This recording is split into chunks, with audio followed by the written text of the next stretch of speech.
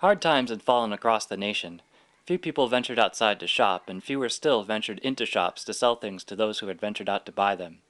The nation was divided politically, and a sense of stagnation had befallen everyone. Everything would change when one man would arrive and change everything.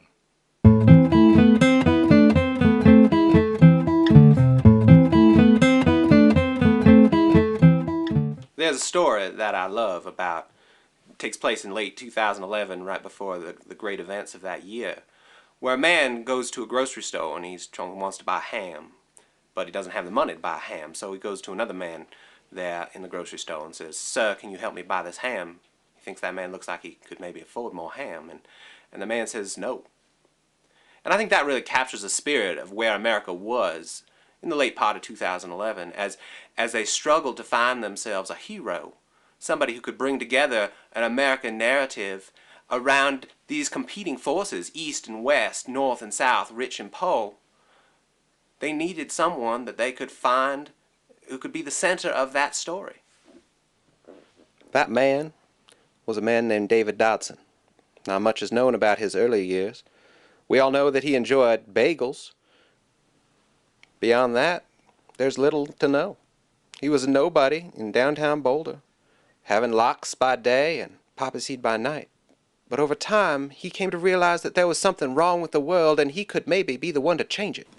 Dave Dodson was an everyman, but he was an everyman armed with paper, pens, and an attitude.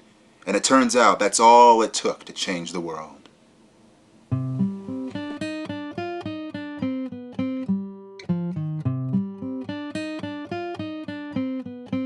Armed with these few things, he had an idea of what to do, but not an idea of where to go.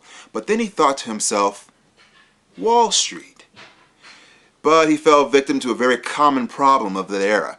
He knew how to use an iPhone, but he didn't have a lot of common sense. When he typed "One Wall Street" into his iPhone, he was not directed to the center of global finance. Instead, he was directed to a field at the corner of Country Road 118 and 4 Mile Canyon Drive. I showed up in that field with my sign that I had made with my markers, and I started getting the word out. I told people that what was going on was not something that should be going on, and that things should go on that weren't going on. And people joined with me and agreed that, yes, things going on could change and be different in the future. And I told people, you know, I'm mad as hell, and I'm not going to take it anymore. Dave Dodson, October 9th, 2011. It turns out, hell was madder than him.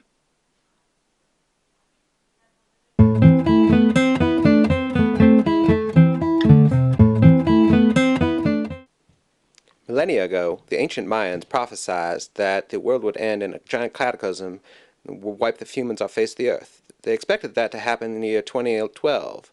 Empirical evidence would suggest that we were off by about a year. Whatever the proclamations, nobody really expects the apocalypse.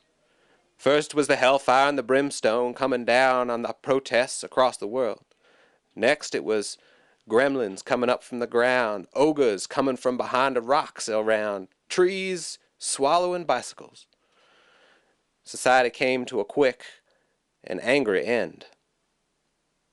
No one really knows why the apocalypse started, but there are many theories. Some blamed the protesters, others blamed the establishment, but no one really blamed anyone for very long.